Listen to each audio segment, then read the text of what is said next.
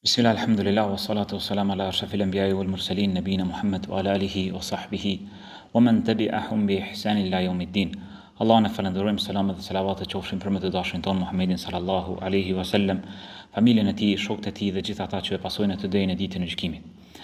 Në ligjëratën e kaluar kemi folur në lidhje me optimizmin kur besimtari sprovohet në pasardhës, në fëmijë, kur i vonohet furnizimi me fëmijë. Gjithashtu kemi folur në lidhje kur besimtari sprovohet me vdekjen e fëmijëve.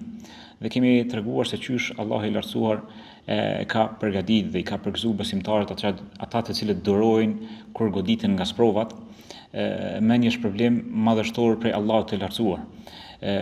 Ndërsa në dersin e sotme do të flasim në lidhje me optimizmin në lidhje kur besimtari sprovohet me humbjen e fëmijëve. Gjithashtu do të flasim në pika të shkurta disa këshilla për një martesë të begat, në lidhje me shpresë për një ndërtim të një kontrate të bekuar në bazë të sunetit të pejgamberit sallallahu alaihi wasallam në lidhje me martesën. Kur jemi tek humbja e fëmijëve, kemi humbjen fizike dhe kuptimore. Në humbjen fizike është kur besimtari sprovohet me largimin e fëmijëve të tij dhe nuk e din ku i ka. Domethënë është në terr informativ, nuk e din a ja kanë marrë apo nuk i lajmërohet apo kështu me radhë. Dhe Allahu i lartësuar në këtë lidhje me këtë sprovë e ka përmend tregimin e Jusufit. Dhe këtu në tregimin e Jusufit me Jakubin alayhis salam është pasqyrimi më i mirë i kësaj sprove. Dhe qysh na edukon Allahu i lartësuar se qysh Jakubi alayhis salam ka qenë optimist dhe për vite të tana nuk e ka humbur shpresën nga mëshira e Allahut në gjetjen e Jusufit alayhis salam dhe aq shumë e ka përmend saqë fëmijët e vet kanë thonë bolle përmendën i farforme. Hala do më përmend gati je me vdek edhe hala nuk e ki largu prej gojës, domethënë Jusufin alayhis salam. Këtu Allahu i lartësuar na edukon neve se si duhet të jetë besimtari, se si duhet të jetë besimtari në sprovat kur sprovohet në fëmijë, sidomos në humbjen fizike. Jakubi alayhis salam thotë: "Qala inna ma ashku bathi wa huzni ila Allah, wa a'lamu min Allahi ma la ta'lamun." Unë ankesën time ja paraqes për sprovën që më ka godit vetëm Allahu të lartësuar. Dhe unë e di për Allahun ata që ju nuk e dini. Dhe këtu del në pa ku Jakubi alayhis salam e gjen forcën me vitet e tana. Nuk e ka pranë loshkën e zemrës së tij, Jusufin alayhis salam, fëmijën më të vogël që e ka dashur shumë, nuk e ka pranë, megjithatë thotë unë ankesat e mia ja paraqes vetëm Allahu të lartësuar. Dhe unë e di për Allahun ata që ju nuk e dini. Dhe këtu na mëson neve se sa më shumë që e njohim Allahun me emrat e tij dhe cilësitë e tij, aq më shumë do të jemi optimist. Do të kemi shpresë më të madhe në sprovat e dunjas dhe ahiretit. Po ashtu do t'ju japim edhe të tjerëve shpresë. Allahu i lartësuar e sprovon Jakubin alayhis salam me marrjen e Jusufit, pastaj me djalit të dytë dhe djalit të tretë, 3 djem, dhe Jakubi vazhdimisht thotë sabrun jamil, durim të mirë, durim të bukur. Asallahu ay yatini bihim jamian. Shpresoj tek Allahu që të më sjellë të gjithë. Ju kanë shtu sprovat, ndërkohë që Jakubi alayhis salam megjithatë ka gjetë vend ta mbledh energjinë, ta mbledh këtë motivin, këtë optimizmin, ta lidhet me Allahun e lartësuar dhe e ka shpreh. Jo vetë që ka marrë në veti, po e ka shpreh. Thotë shpresoj tek Allahu që do të më kthen të gjithë fëmijët. Innahu huwal alimul hakim. Këtu e përmend Jakubi alayhis salam se Allahu është alim, është i gjithdijshëm dhe është hakim. Çdo gjë e vendos në vendin e vet. Dhe kur përmendin dietarët se sa gjatë ka qenë i sprovuar Jakubi alayhis salam me largimin fizik të Jusufit alayhis salam, përmendin 10 vite. Po nuk është për disa muaj, për 10 vite, 40, madje thonë deri mbi 40 vite e ka pas larg Jusufin alayhis salam. Vazhdimisht ka thonë fa sabrun jamil asallahu ay yatini bihim jamia. Shpresoj tek Allahu që të më sjellë të gjithë ata. Madje siç e përmenda thash, djemt të tjerë që i ka pas për rreth i thojnë qalu tallahi tafta'u tadhkuru Yusufa hatta takuna haradan aw takuna min al-halikin. Thojnë për Allahun, hala do më vazhdoni përmend Jusufin derisa të smuhesh apo të shkatrohesh tërësisht, pra të vdesësh duke e përmend për mërzisë që e ka kaplu. Megjithatë Jakubi alayhis salam vazhdimisht ankesën ja ka paraqit Allahut të lartësuar dhe ju ka thonë unë pikëllimin tim, mërzinë time ja paraqes vetëm Allahut. Dhe përsëri i ka porosit që më shku mi lyp. Thot, ja bani, idhhabu fatahassasu min Yusuf. Do është ai që nuk dorëzohet përballë provave të jetës. Gjen dritë edhe në mesin e errësirës së madhe. Thot, shkoni lypni Yusufin, wa akhihi, edhe vllavin e tij, wala tayasu min ruhillah. Dhe mos e hopni kurse si shpresën nga mëshira e Allahut. S'bën më kon besimtar pesimist. Pavarësisht provave që i ka. Innahu la yayasu min ruhillah. Pse s'bën më kon pesimist? Se Allahu i lartësuar thot se shpresën nga mëshira e Allahut ju takon kjo mi hub vetëm ata që nuk besojnë. Kurse ata që e kanë Allahun, ata nuk ka mundësi më kon pesimizëm, nuk ka mundësi më kon në depresion, nga se Allah është me ta. Innahu la yayasu min ruhillah illa al-qawmul kafirun. Shpresën nga mëshira e Allahut, nga zgjidhja, nga rrugdalja e hupin vetëm jo besimtarët. Prandaj ne duhet të jemi në aspektin e sprovave, të jemi optimist dhe të lidhur për Allahun e lartësuar dhe ta njohim Allahun përmes emrave të tij. Kjo është ai përket humbjes fizike, kur besimtari provohet me humbjen e fëmijëve të tij ka aspekti fizik. Mirë, po është një humbje tjetër që është madje më e dhimbshme, më e rëndë për prindërit musliman. Është në lidhje kur fëmia, kur prindërve i humbin fëmijët nga aspekti kuptimor, nga aspekti i devijimit. Nëse ndodh që fëmia i besimtarëve me deviju, me laku nga rruga e Allahut, mos mi fal namazin, me shku mas gjunaheve, kështu me radhë, kjo është shumë e rëndë për besimtarin. Është e rëndë se për to ka sakrifiku, për to ka najt qut, për to shpenzon, për to kujdeset, nëse ai largohet nga rruga e Allahut, kjo është shumë e rëndë për besimtarin. Prandaj e shohim që të gjithë pejgamberët, një pjesë e madhe e pejgamberëve, Allahu i lartësuar e ka përjetësuar lutjen e tyre për fëmijët e tyre në Kur'an. Për tyre ka qenë Ibrahimi a.s. Dhe në ajetet të cilet sapo i lexuam, Ibrahimi a.s. është lut për fëmijët, që Allahu më arrit. Wa idh qala Ibrahimu rabbi ij'al hadha al-balada amina, kur Ibrahimi është lut, o Allah bëje këtë vend të sigurt për Mekën, wajnubni wa baniya an na'budu al-asnam, dhe ruaj mu dhe fëmijët e mi nga adhurimi i idhujve, që mos të lakojmë nga rruga e drejtë. Ibrahimi, kush ka qenë pejgamber Khalilullah, i dashur i ngushtë, miku i ngushtë i Allahut të lartësuar, është lut për fëmijët e tij, për fëmijët e tij. Po ashtu thot, Rabbi ij'alni muqime salati wa min dhurriyyati. O Allah, bëje mu për namazlive dhe pas arzëve të mi, bëj namazli. Pra nëse pejgambert janë lut, kjo është hapi i parë se si ne duhet të lutemi për fëmijët tanë dhe të kujdesim që mos na humbin. Nga aspekti fizik e përmendëm, kujdeset dhe shkaqet që duhet t'i marrim në kujdesin për tyre që nga humbja fizike. Po më e rëndë se humbja fizike është humbja kuptimore, pra devijimi i fëmijëve. E përmërshmëri deri te humbja e fëmijëve, devijimi i tyre, duhet të bëjmë dua të mëdha, dua të shumta, qysh Ibrahimi a.s. na ka mësuar neve dhe pejgamber tjerë. Madje Jakubi, djali i Ibrahimit a.s., kur i ka ardhur vdekja, i ka mbledh bijtë vet. Edhe ju ka thonë, Allahu i lartësuar e përmend këtë në surën Bekara. Am kuntum shuhada idh hadara Yaqub al-maut idh qala li banihi ma ta'budun min ba'di. Jakubi alayhis salam i ka mbledh fëmijët në agonit vdekjes dhe i ka thonë, çka keni më adhuru mas meje? Kon keni më adhuru? Cilës fe keni më përkushtu? Qala na'budu ilahaka wa ilaha abaika Ibrahim wa Ismail wa Ishaq ilahan wahida wa nahnu lahu muslimun. Kemi më adhuru Allahun, Zotin e atij të cilët e kanë adhuru pejgamberët Ibrahimi, Ismaili, Ishaku, një Zot të vetëm që meriton më adhuru. Pra brengat tona kryesore para sigurimit të furnizimit ose të pajisjeve të dunjas, ose kujdesit që e kemi për fëmijët tonë ka aspekti dunjas, kryerjes së shkollës, veshmbathjes, ushqimit dhe kështu me radhë, duhet jemi të kujdesshëm në aspektin e fesë së tyre.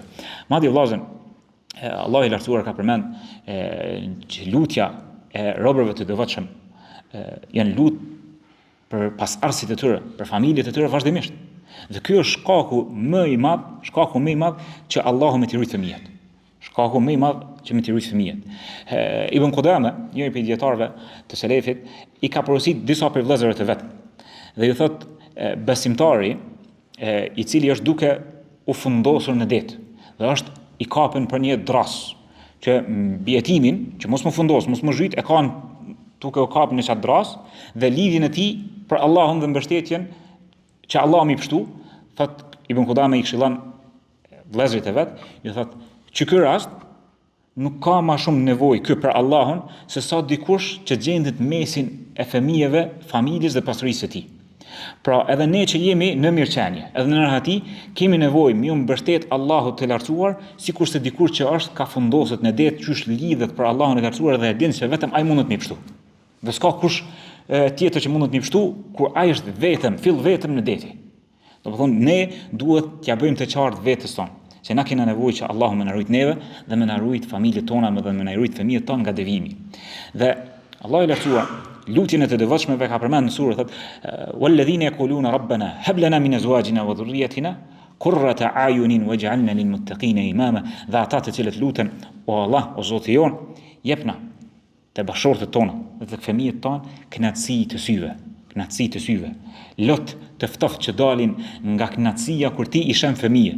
E kjo kënaqësi waj'alna lil muttaqina imama dhe bëna prayers imam të devotshmeve. Kështu janë lutë robërit e Allahut të devotshëm. Dhe kështu duhet të lutim edhe ne. Allahu i lartësuar kur i përmend të gjitha këto lutje, nuk i përmend rastësisht, po i përmend që ne të mësojmë dhe ta lutim Allahun vazhdimisht me to. Besimtari kënaqësinë më të madhe e përjeton kur i sheh fëmijët e tij duke u përkushtuar Allahut të lartësuar. Kur fëmia e kap Kur'anin dhe lexon, kur fëmia e fal namazin, kur fëmia e lut Allahun, kur fëmia ja tërheq vërejtjen babës për ndonjë shkujdesje, për ndonjë gaflet, për ndonjë gjëna të caktuar, kjo është kënaqësia kulminante që e përjeton besimtari. E para se më kujdes besimtari vetëm me dua, të aspekti fëmijëve, duhet të kujdeset edhe një çështje tjetër. Ajo është në përzgjedhjen e bashortës. Kur fillon jetën martësore, besimtari duhet të jetë i kujdesshëm në përzgjedhjen e ndërtimit të familjes. Nga se kjo është një moment, një vendim që e merr besimtari, po pastaj e jeton tërë jetën. Pra është një stacion që kimi jetu, e kalon dhe vazhdon me jetu me një person gjatë tërë jetës dhe adhuron Allahun e lartësuar. Andaj Allahu i lartësuar thotë: "Ya ayyuhan nasu inna khalaqnakum min dhakarin wa untha." O ju njerëz, ne ju kemi krijuar prej një mashkulli dhe një femre. "Wa ja'alnakum shu'uban wa qaba'ila lita'arafu." Dhe ju kemi vendosur në popuj dhe fise që ta njihni njëri tjetrin. "Inna akramakum 'indallahi atqakum." Më i vlefshmi, më fisniki tek Allahu i lartësuar është ai më i devotshëm në mesin e juve. Inna Allaha alimun khabir. Allah është i gjithdijshëm dhe i njohur për të gjitha fshehtësitë.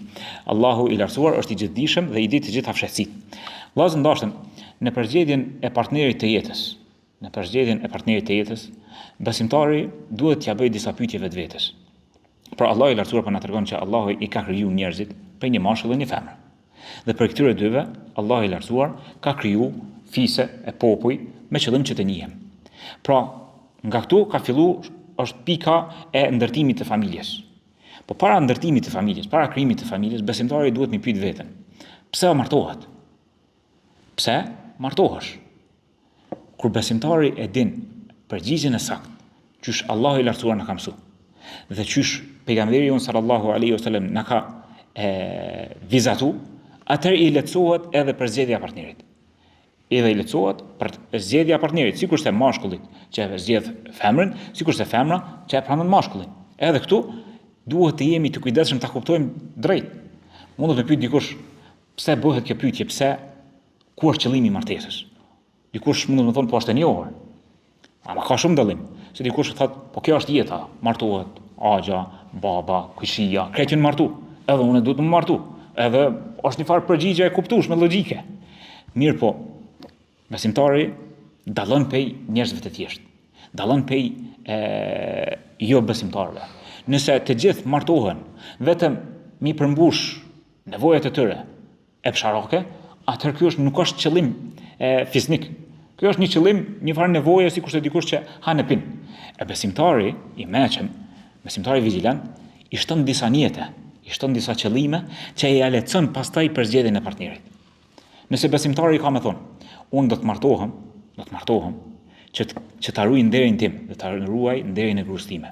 Dhe do të martohem që bëhem sebeb në shkaktimin, në shtimin e umetit të pejgamberit sallallahu alaihi wasallam, që pejgamberi më krenu në ditën e gjykimit. Unë do të martohem me qëllim që të shtohen adhurues të Allahut të lartësuar në faqen e dheut. Ky është qëllim fisnik. mushtu më shumë namazli, mushtu më shumë agjërus, më shumë haxhiler, më shumë njerëz që japin zakatin. Pra unë kam qëllim prej martesës time mi ndihmu fenë islame. Dhe kjo është metoda e ndihmimit të fesë islame. Unë do të martohem që të kem fëmijë të cilët do të luten për mua. Ky është qëllim fisnik. Do të lë fëmijë që i mësoj dhe mbijnë sevapet e tyre për atë sa i kam mësu. Edhe ky është një qëllim fisnik. Prandaj kur ti ki këto qëllime fisnike, atëherë edhe metoda dhe mënyra qysh e kërkon partnerin është ndryshe. Pastaj i qet edhe standardet, ata filtrat kur e kërkon një grua e lyp të devotshme. Nga se mashkulli zakonisht është pothuajse shumicën e ditës jashtë shtëpisë. Mashkulli pothuajse shumicën e ditës jashtë shtëpisë. I angazhuar me punë, madje edhe kur nëse gruan e ka të pasur, nuk ja pranon ndërgjegjja e tij që më jetu në pasurinë e saj. Qohet dhe punon. Besimtari kështu është krenar. Qohet dhe punon dhe kërkon rrezikin halal dhe e mban gruan dhe i ushqen fëmijët dhe kujdeset për familjen e tij. Mirë, përderisa besimtari është jashtë shtëpisë, kush është në shumicën e kohës me fëmijët? Është gruaja, është nëna fëmijëve. Andaj besimtari kur e ka qëllimin që mi eduku fëmijët, e zgjedh një partnere të devotshme që ja beson fëmijët e saj, që më kujdes për namaz, që mi mësu, që mi atërheq vërejtjen e kështu me radhë. Prandaj, vëllezër ndoshta pejgamberi sallallahu alaihi wasallam në një hadith të saktë thotë: "Tunkihul mar'a li arba." Gruaja martohet për 4 gjëra. Dhe zakonisht ne e keq kuptojmë këtë hadith. Pejgamberi sallallahu alaihi wasallam i përmend 4 gjëra që njerëzit zakonisht për çka martohen. Thotë pejgamberi: "Li jamaliha." Njerëzit martohen për 4 gjëra zakonisht. Për çka? Burri e zgjedh gruan për shkak të bukurisë së saj, apo wa hasabiha për shkak të prejardhjes së saj, wa maliha për shkak të pasurisë së saj, wa diniha dhe të fundit e kalon fejen. Sikur pejgamberi sallallahu alaihi wasallam po don më na tregu që njerëzit zakonisht martohen për 4 çështje. E zgjedh gruan një burr për 4 çështje. Zakonisht. Dhe fejen zakonisht e lojnë të fundit. Dhe ti bëhu besimtar i mençëm, fejen lëje të parën. Dhe fundi i hadithit e sqaron këtë. Fadhfar bi dhati din taribat yadak. Për zgjedhë atë që është fetare, të lumshin durt. Madje pejgamberi sallallahu alaihi wasallam në mënyrën që e ka përzgjedh shprehjen fadhfar i bjen shpejto në triumfimin e përzgjedhjes së kësaj gruaje të devotshme. Pra nuk po thot veç martoje thjesht, po gutu dhe merra shpejt. Gutu dhe zgjedhë shpejt. Para prija të tjerëve e ka përshkruar pejgamberi sallallahu alaihi wasallam sikurse fitore. Do thonë se ti e përzgjedh të devotshmet, ki fitu. Je gut, jo ki kalu të tjerëve dhe e ki marr, ki triumfu mbi të tjerët. Pra, gutu dhe zgjedhë të devotshme. Nuk po thonë që mi anashkalu të gjitha rastet e tjera. Pra bukurinë, pasurinë, prejardhjen. Po le të jetë kryesorja fetaria, le të jetë kryesorja morali i saj, nderi i saj, frika e saj ndaj Allahut të lartësuar, përkushtimi i saj ndaj fejes. Nga se kjo është shka e determinon lumturinë tënde në vazhdimin e jetës. Në momentin që ti e zgjedh një grua fetare, atëherë ti ja ke siguru lumturinë vetvetes. Dhe kjo me premtimin e pejgamberit sallallahu alaihi wasallam. Fundi i hadithit thotë fadhfar bi dhati din, zgjedh atë që është fetare, taribat yadak. Lumshin durt. E ka qellu. Ja ke qellu. Për këto dëshmon edhe Allahu i lartësuar kur thotë me një ajet: "Wala amatun mu'minatun khayrun min mushrika walau a'jabatkum." Nëse e zgjedhni një robresh besimtare, është shumë më e mirë se sa një idhujtare, edhe nëse ajo ju pëlqen më shumë. Pra një robresh që është besimtare nuk krahasohet me dikën që është idhujtare. Edhe nëse kjo a fundit ju pëlqen. Pse? Allah thot në fund: "Ulaika yad'una ila an-nar." Nëse ajo që është larg fesë Allahut, idhujtarja, fton për në zjarr të xhenemit. Wallahu yad'u ila al-janna wal maghfira bi idhnihi. Allahu të njofton për në xhenet dhe në faljen e tij me lejen e Allahut. Mirë. Përmendin një hoxhë përmend një rast. Thotë një person ishte rrit me një ambient ku kishte gra të bukura shumë. Dhe sytë e tij ishin mësuar me pa vajza të bukura. Dhe me kalimin e kohës sytë e tij mësohen duke pa femra dhe vajza të bukura, dhe Allahu i lartësuar ja mundson të pendohet dhe kthehet në rrugën e Allahut. Dhe kërkon fetare që të martohet, mirë po, ja shton edhe filterin e bukurisë. Dhe lyp fetare po edhe të bukur. Dhe vazhdon mi lut Allahun e lartësuar. Edhe ja përshkruan Allahut e lartësuar në lutje, thotë: "O Allah, e du këta me këto cilësi. Shkon në haxh e lut Allahun në Arafat, shkon në umre e lut Allahun në umre, në namaz në pjesën e tretë të natës, në sejdë, nuk i dohet se i lutje." Dhe kalojnë disa vite, dhe Allah i lartësuar ja sjell këtë vajzë në shtëpinë e tij. Dhe subhanallahu, thot ky person, thot kur e kom pa, thot sikur mi pas përshkru, ajo lutja të cilën e kam bërë çesa vite. Në Arafat, në umre, në haxh, në agjërushëm, në sejdë, gjithka kom lut Allahun për këtë lutje. Dhe e kërkoi dorën e saj dhe martohet. Dhe Allah i lartësuar fetare dhe e bukur ashtu qysh e ka kërkuar me dua. Ja sjell në shtëpi dhe marton. Thot, masi që martohen me kalimin e ditëve, thot një natë për natëve, mdel gjumi natën. Thot, jem mësu unë veç më qu për namaz sabahit. Se kom pas plan më qu edhe për namaz natës. Thot, një natë për natëve, qona, mdel gjumi, kresha, grun, duke u falë në namaz të natës. Se kisha pas ditë që është namazlike e namazit të natës, le ditës, për namaz të natës. Thot, qaj imazh, qaj pamje që e kom pa, grun time, duke u falë në namaz të natës, mbjellet në kujtesë dhe se harroj kur. Edhe kom vazhdu gjumin. Thot, gjatë ditës, bo me mëra rast me pa në grut tjetër, në pamje, thot, nuk ndësha mi ndru me kërgjë tjetër përveç me pamjen e grus time që e kisha në shtëpi, duke u falë natën. Këtu e ka dhënë kjo person kulmin e knatësisë që ka përjetu kur bashkëshorten e ka prej adhuruesve të mëdhenj të Allahut të lartësuar. Është ajo që e ruan derën e saj, është ajo që kujdeset me përkushtim ndaj Allahut të lartësuar. Nuk ka kënaqësi më të madhe kur gruaja të bëhet ndihmës në adhurim të Allahut. Thirr për namaz të sabahit, e thirrti për namaz të sabahit dhe të gjohet. Ta kujton Allahun. Madje në edukimin e fëmijëve, ndodh ti për shembull mu nervozu, më ja shtrëngu fëmijëve pak disa çështje dhe fëmijët më shku mu anku te nëna. Dhe nëna, nëse është që ajo bashkëshorte dhe votshme fetare që ti e ke përzgjedh, atëherë kam ju thonë fëmijëve, duhemi u bin babës, ajo ka për të mirën e juaj, kujdeset, i afron fëmijët dhe nuk ti rebelon fëmijët kundër teje, nga se e din që ata duhet me të nështru dhe duhet me të bin ty. Kjo është e begatia e madhe të cilën besimtari duhet të ngulmoj të zgjedh para se gjithashtu gruan e tij të jetë fetare. Dhe nëse nuk është shumë fetare dhe është i martuar, nuk duhet me hek dorë për duave për to. Dhe duhet me sakrifiku me mishë me shpirt që edhe ajo më bo fetare dhe ti me investu në fetarin tënde që edhe ajo me të pasu, nga se gruaja është në fenë e burri. Kur e ki mundësi me përzgjedh, atëherë mos e lësha për dorës me përzgjedh fetarien. Dhe qite si kushtin kryesor, ajo me qenë e devotshme ndaj Allahut të lartësuar. Dhe keni dëgjuar mbase tregimin e Umm Sulejmit. Umm Sulejmi ka qenë një sahabesh, domethënë nga sahabët e grua fisnike, të cilës i ka vdek burri, dhe pas një kohe, duke qenë në Medinë, shkon Ebu Talha, mi kërku dorën e saj më martu. Dhe ai ka qenë jo besimtar. Dhe Umm Sulejmi thot, ti je dhujtar, nuk të pranoj për burr. Mirë po, nëse bëhesh musliman, nëse pranon islamin, atëherë mehrin nuk po të kërkoj mehr tjetër, dhurata martesës, përveç se ti mi pranu islamin. Edhe ai bëhet musliman, e pranon islamin dhe përmirësohet fetaria e tij dhe martohet me Umm Sulejmin. Dhe çfarë ndodh thyrë? Ju ndodh subhanallahu një sprov që është mendja nuk mundet mi kap çfarë sprove dhe çysh e ka menaxhuar kjo grua fetare, kjo grua fisnike, kjo grua devotshme. Çka ndodh? Umm Sulejmi një ditë masi që martohet me Ebu Talhën, me shtatan dhe lind një fëmijë. Dhe këtë fëmijë e quajnë Abdullah.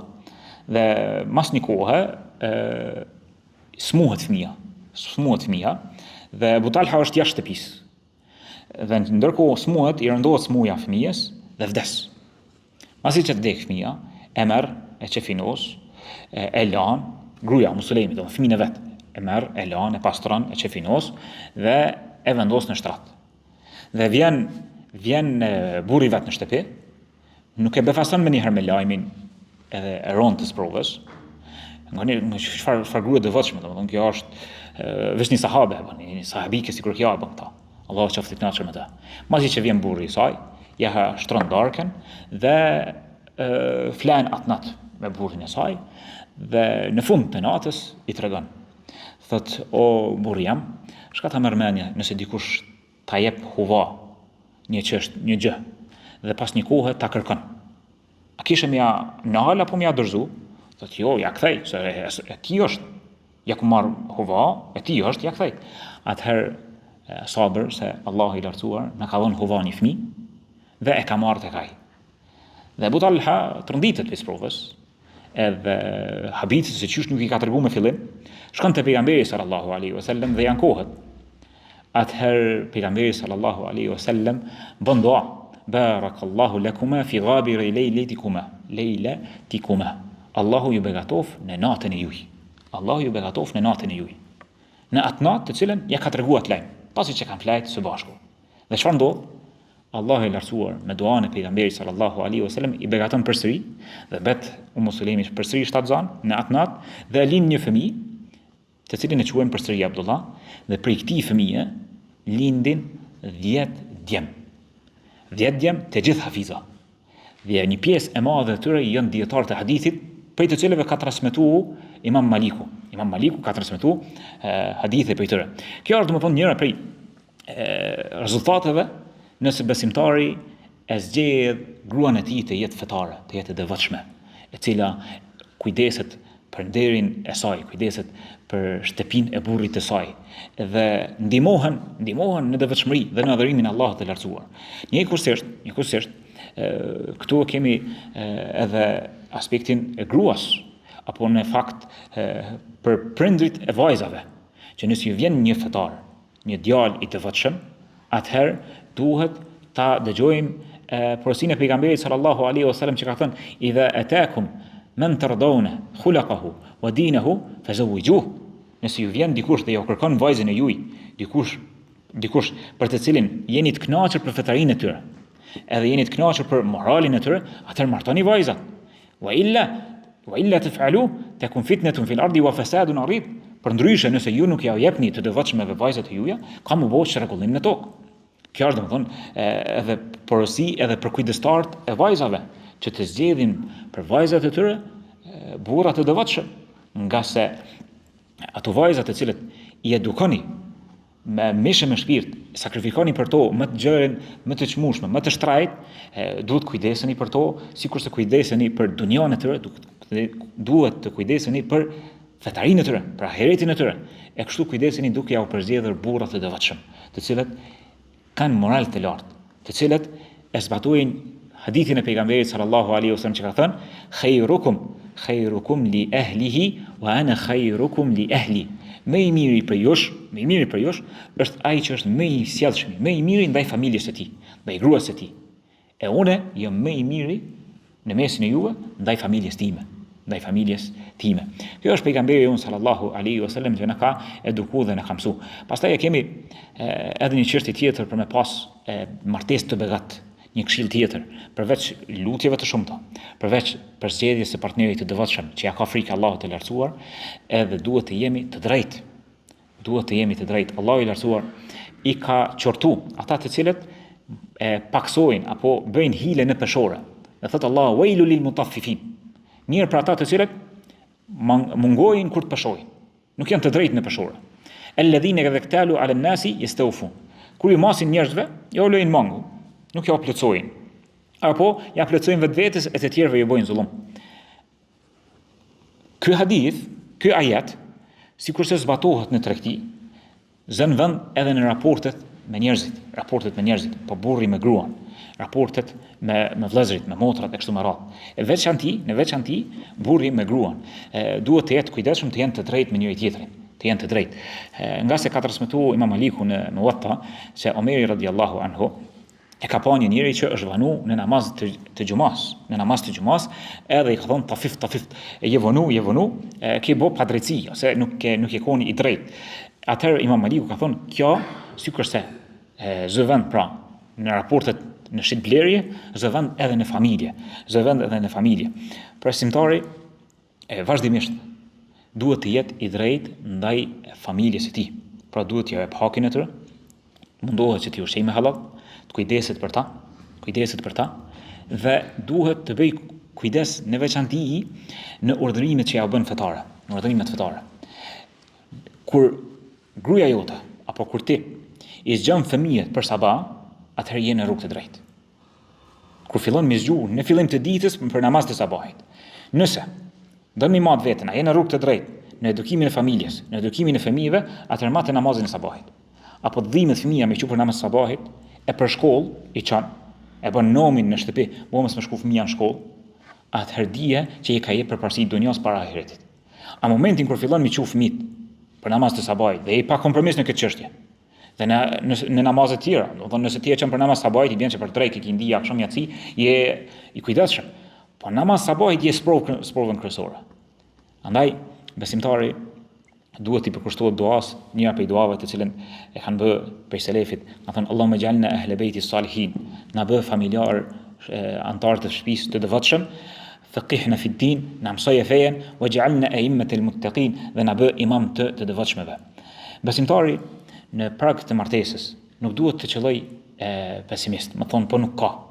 Besimtari në kjo shprehje nuk ka, më thonë njerëzit janë shkatru, njerëzit nuk pas ka, gra të devotshme, vajza të mira ashtu me radhë, nuk gjendet në gjuhën e besimtarit. Ti që je ka kërkon grua të devotshme. A je i vetëdijshëm se Allah i lartësuar di gjendjen tënde? Kur je i sigurt që Allah i lartësuar e di gjendjen tënde, atëherë duhesh të jesh optimist. Dhe ta lutësh Allahun e lartësuar. Nga se Allahu ka thonë, "Ud'uni astajib lakum", lutmeni mua që unë i përgjigjem. Unë i përgjigjem juve. Allahu i lartësuar thotë që unë jam afër, ana qarib. Ujibu ad-da'wata ad-da'i idha da'an. I përgjigjem lutësit kur më lutet. Mandaj besimtari, kur Allah i lartësuar përshkruan në surën Mujadala, "Qad sami'a Allahu qawla allati tujadiluka fi zawjiha wa tashtaki ila Allah", Allah i lartësuar dëgjon fjalën e asaj gruas që është angu për burrin e saj, kur angu për burrin e saj, Aisha ka qenë pranë saj dhe nuk e ka dëgjuar se çysh ju ka rrëfy për burrin e saj pejgamberi sallallahu alaihi wasallam. Allah i lartësuar ka paraqit ankesën që ka bu kjo grua. Atëherë edhe ne ja paraqesim hallin ton Allah të lartësuar. Nuk ankohem me thonë o Allah jam ka kërkoj s'm ka gjej. Mirë po, drejtohesh tek Allahu dhe thu inni bima anzalta ilayya min khairin faqir. Duan e Musës. O Allah, për atë çfarë ti më sjell, unë jam nevojtar. Jam më fukaraja për atë çfarë ti më sjell. Inni bima anzalta ilayya min khairin. Për çdo mirësi që ti më sjell. Ana faqir. Jam nevojtar. Edhe e shton istighfarin, nga se istighfari i fshin gjunohat dhe i largon pengesat që prej asaj mirësisë që gjendet tek Allahu i lartësuar, dhe e shton fjalën la hawla wala quwata illa billah, që për kuptimeve të kësaj fjale është nuk ka ndryshim të gjendjes. E as forcë, as fuqi, përveç se me Allahun, dhe përveç se me lejen e Allahut të lartësuar. Atëherë, pse besimtari nuk i merr të gjitha këto porosi dhe të kërkoj mirësinë e Allahut të lartësuar dhe të ripërtri këto qëllime fisnike në çështjen e zgjedhjes së partnerit të jetës, dhe partnerës së jetës, dhe ti merr të gjitha sebebet, mbështetet tek Allahu i lartësuar dhe ta thot duan e dhënunit Yunusit, i cili e ka thënë kur ka qenë në barkun e balenës, la ilaha illa anta subhanaka inni kuntu minadh zalimin, i cili nuk ka bolutje, mirë po vetëm e ka lartësu Allahun e lartësuar me tauhid, e ka pastru, e ka dlir nga çdo ligësi. La ilaha illa anta subhanak, nuk ka zot tjetër që meriton më adhuru përveç teje. I lartësuar ai ti o Zot, inni kuntu minadh zalimin, unë me të vërtetë jam nga zullumçarët, gjunaqarët, e të gjithë ne jemi prej të tillëve. E lutim Allahun e madhruar që mos na privoj neve nga mirësitë e tij që gjenden tek ai për shkak të gjunaheve që gjenden tek ne. Dhe lutim Allahun të na jap të mirë në këtë botë dhe në botën tjetër. Madje Aisha radhiyallahu anha për duan Rabbana atina fid dunya hasana wa fil akhirati hasana wa qina adhaban nar. Kjo pjesë Rabbana atina fid dunya hasana, jepna të mirë në këtë botë. Aisha ka thonë është për qëllim një grua e devotshme. Është për qëllim e mira në këtë dunjë është që ta kesh një grua të devotshme dhe për gruan një burr i devotshëm. E lutim Allahun e madhruar të na jep kënaqësi në familjet tona, të na jep kënaqësi të syve tek pasardhësit tanë dhe të na bëj imam të devotshmeve. Subhanakallahumma bihamdik la ilaha illa anta astaghfiruka wa atubu ilaik.